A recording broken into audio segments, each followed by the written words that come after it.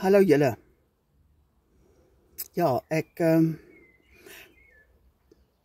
is nou redelik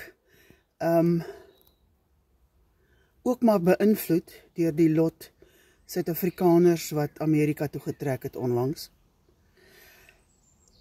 Nie net hulle nie, maar gereeld leer mense hierso ken wat hiernatoe getrek het vir werk of wat ook al, nuwe Suid-Afrikaners. En dan luister 'n mens praat saam.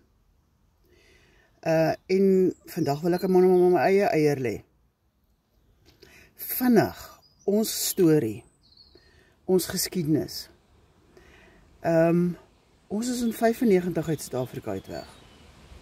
Nou, asseblief moet nie dink dat dit gegaan het oor Nelson Mandela is nou net uit die tronk uit ingelaat en hy is nou ingestem en daar gaan die stryd ons nie.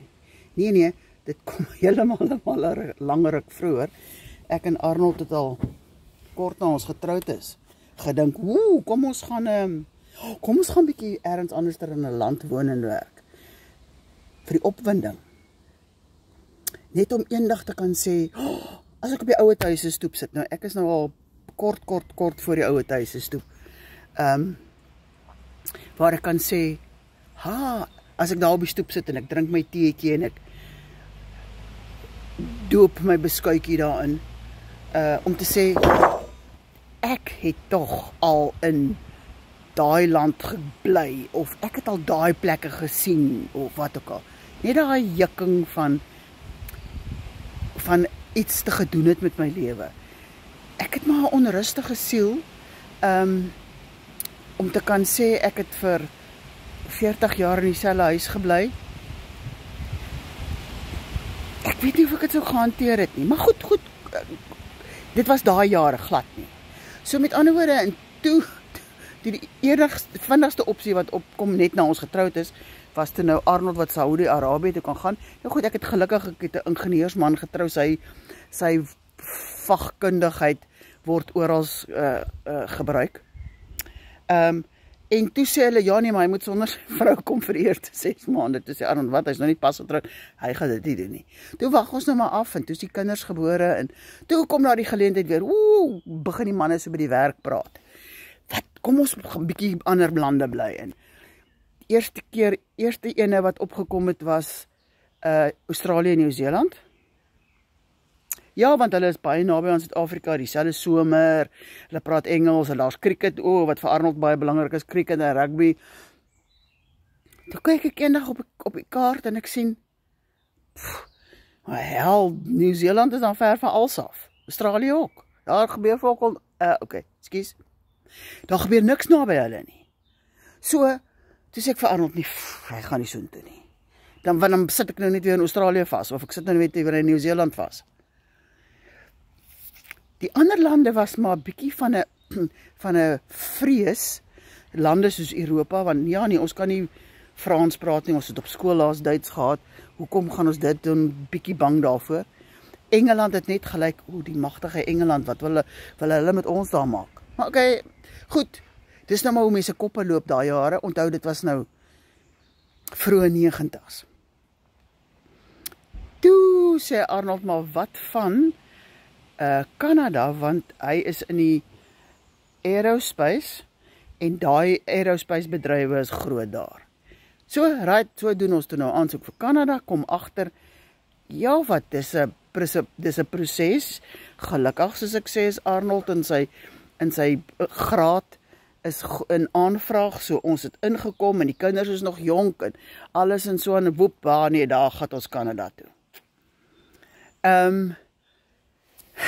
Ek kan lank vertel oor Canada en hoe ons eerste ervarings daar was, maar ek dink dit gaan nou met die loop van my geselsies deurloop, want eintlik wil ek dan nou begin praat oor hoe maklik of hoe moeilik is dit om in 'n ander land te gaan bly. Waarna moet 'n mens kyk? Want ek meen, nou is dit daarom nou 95, dis daarom nou 30 jaar terug. Wat ons in die buiteland was, ons was vir 5 jaar vinnig terug Suid-Afrika toe. So ek dink ons praat van kennis, ons weet van hoe is dit. Nou, toe ons nou in Kanada vir 5 jaar was, nou die Kanadese is so gaaf as jy vir 3 jaar daar woon en werk en belasting betaal en dan gee hulle vir jou 'n paspoort. Ok, jy moet so 'n toetsie skryf oor die geskiedenis en so aan. Maar ons, dan vat ons die paspoort, want dis lekker windgat. Ek het net vir Arnold gesê, nou wys gee ek my Suid-Afrikaanse paspoort op nie. Ja, ons dubbele burgerskap, daar gaat ons. Toe gebeur daar 'n krisis in die lugvaart, vliegtye hier in Duitsland, en hulle soek iemand om te kom. Ek sê vir Arnold, yes, pak, ons gaan. Ekskuus, ons is bietjie uitgefreek oor die Duits, maar wat, ons is daai stadium toe nou al windgat genoeg. Dit was toe nou einde 99. So toe kom ons Duitsland toe. Toe gebeur 9/11, en die vliegtuigbedryf stort bietjie in duie, en Arnold moet terug aan Kanada toe. Ek sê toe vir hom, ek gaan nie terug Kanada toe nie. Ja, want dit was nie vir my lekker nie. Ek sal later vertel hoekom nie. Dis ons terug Suid-Afrika toe, want toe besef ons, hier is ons kinders nou hier in die ouderdom van 12 en, ek weet nie, 12 en 8, 12 en 9 en 6. En nee, hulle moet nou terug aan Suid-Afrika toe om te gaan sien, hoekom is hulle ouers soos hulle is? Hulle dink hulle het weird ouers, maar dis nou maar net oor dat ons Suid-Afrikaners is. Toe besluit ons, kom ons gaan bietjie wys vir hulle hoe dit is om terug te wees. Toe is ons terug Suid-Afrika toe, Arnold het weer sy ou werk teruggekry, 5 jaar daar gebly, en toe kom die geleentheid weer om Duitsland toe te kom. Toe is die kinders nou groot, en hulle het nou agtergekom wat Suid-Afrika is. Hulle het geleer, rugby en cricket, kyk op skreeu op beloftes, en toe is ons terug Duitsland toe. Nou goed, en sedertdien is ons nou hier. Dit was 2007. So nou is ons amper 18 jaar hierso. Nou, kom ek by my hele punt van my gesprek. Jammer, ek het julle so lank besig gehou. Ek veroordeel die mense wat nou Amerika toe is glad nie. To each his own. Ek dink terug aan ons eie voorvaders. Die Snymans kom uit Duitsland uit. Arnold Strydom, sy voorvaders kom uit België uit. Hy was van Strydonks. Hulle het destyds ook maar godsdienstoorloë gehad hierso. En hulle het gehoor, daar's ander lande waar dit beter gaan. En toe klim hulle op 'n skip en toe kan hulle nie weer terugkom nie. Nou goed, daar's ander mense wat dit ook doen. Ek blameer ook nie die mense as hulle nou daar in Amerika sit en hulle is bietjie krities teenoor Suid-Afrika nie. Ja, hulle het miskien slegte dinge beleef. Ons het dit natuurlik anderster gehad. Ons het net gedink, hierdie lande is weird, hoekom is hulle nie so oulik soos Suid-Afrikaners nie? Nou, dit gaan kom. Ek glo daai ouens daar in Amerika gaan op 'n stadium kom en sê, yes, maar hoekom doen hulle nie? Suid-Afrika werk, die bankwese is soveel beter. Dis waar. Bankwese werk beter hier as hier in Duitsland. Mediese dienste werk beter in Suid-Afrika as wat hulle hier werk in Duitsland. Ek sal vir julle vertel as julle wil hoor daarvan. Maar goed, by die punt van my gesprek. Indien julle daaraan dink, indien julle mense ken wat graag wil land verlaat en ergens anders te gaan bly. Punt nommer 1, en is miskien die enigste punt, is, hoekom wil jy dit doen? Jy moet dit so wil doen, dat jy nie gaan omgee om swaar te kry nie. Dat jy nie gaan omgee om trane te huil nie. Swaar kry beteken nie altyd, jy het gebrek aan geld nie.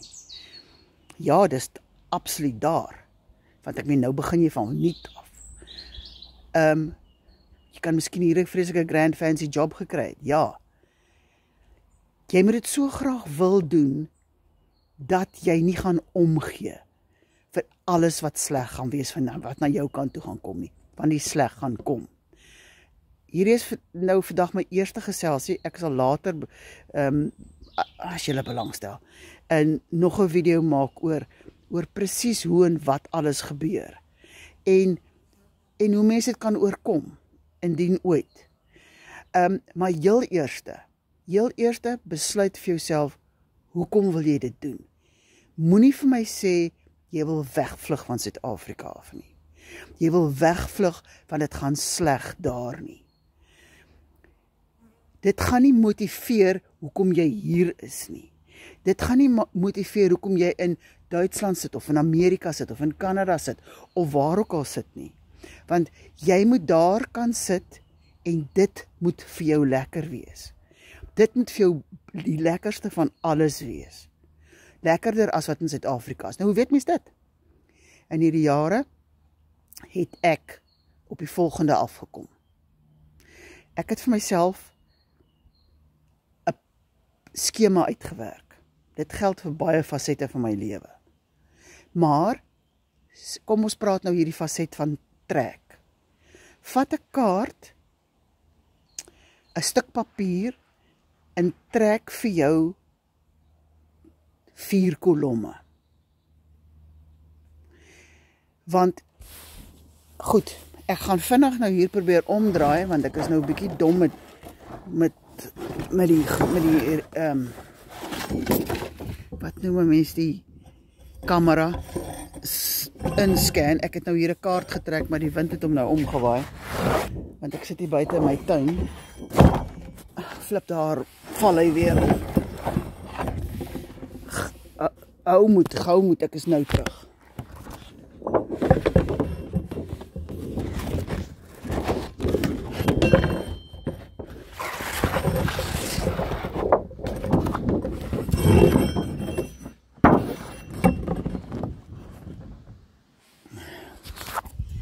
Ek weet nie om video's te edit nie, of ek het nie die goeders nie. Maar goed, nou draai ek my kaart om.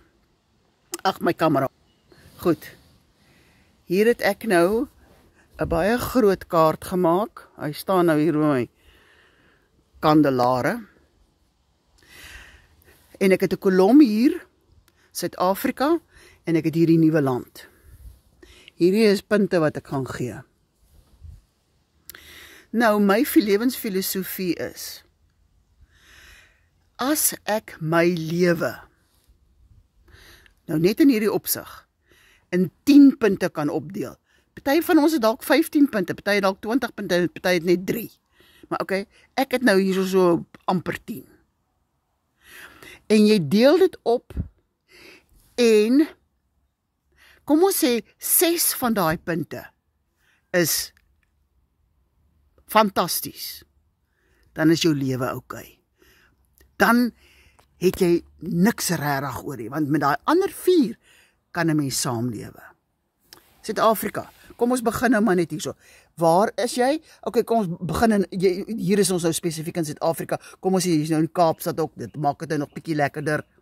Right? Wat is die klimaat wat jy daar het? Watter werk doen jy daar? Is jou kinders? Hoe oud is hulle? Watter skole is hulle? Watter tale gaan hulle in? Hoe gelukkig is hulle? Wat het hulle pelle? Alles, die hele storie van kinders. Jou godsdienst, hoe belangrik is dit vir jou? Jou kultuur. Hoe belangrik is die feit dat jy Afrikaans praat? Hoe belangrik is jou gewoontes? Jou gewoontes om elke nou en dan op loftes te gaan sit. Jou gewoontes om buitekant te braai langs die swembad. Jou gewoontes om wildtuin toe te ry. Kultuurgewoonthede. Hou jy daarvan om vir Laurika Raug in 'n konsert te gaan kyk? Hou jy van die KAKNK? Waarin bly jy? Jy 'n groot huis met 'n tuin. Het jy bly in 'n woonstel? Of is jy op die plaas, of 'n plot? Veiligheid. Hierdie veiligheid raak heeltemal te dominant in die groot grand scheme of things. Right? Familie en vriende. Hoe belangrik is jou familie en jou vriende? Want onthou, nou trek jy, hier gaan jy sit sonder hulle. Jy het nie meer vir ma wat kom help as jy 'n babietjie gebore is nie. Jy het nie meer pelle wat vir jou kom kuier as jy verjaar nie. Jy gaan nou, soos ons, in Kanada, verjaarsdae stoksiel alleen 4, Kersfeestye en as dit ons 5 wat daar sit. Right. Hierdie ene is eintlik veronderstel om verskriklik groot te wees. Want dit is jou dag tot dag se lewe. Waar doen jy inkopies? Kan jy jou Ina Paarman speserye koop? Ander ene dokters. Wat? Die dokters? Ek het nou na seker 15 jaar eers agtergekom hoe werk die dokters in Duitsland. Niemand het vir my van die begin af vertel nie. Die dienste, ek het vinnig gepraat van banke. Allerhande ander dienste, poskantore en al die goeders. Nou goed, as jy belangstel om te trek, belangstel om vir iemand, jy ken iemand wat wil trek, sê vir hulle, trek so 'n lys op, met wat vir hulle belangrik is. Hier gaan jy punte uit 10 gee, hier gaan jy jou nuwe land insit, en jy gaan vir jou nuwe land punte uit 10 gee. Goed, dis seker 'n bietjie 'n stupid een daai, want jy weet dit nog nie. Jy weet nog nie wat se punt gaan hy daar kry nie. Maar, okay, kom ons speel daarmee. En as jy dit gedoen het, dan praat ons volgende week verder. Of volgende keer verder as ek weer kans kry. Dis nou maar net my eier wat ek wil hê oor die moontlikheid van Suid-Afrika verlaat. Of enige land verlaat na 'n ander land toe. Dankie dat julle geluister het.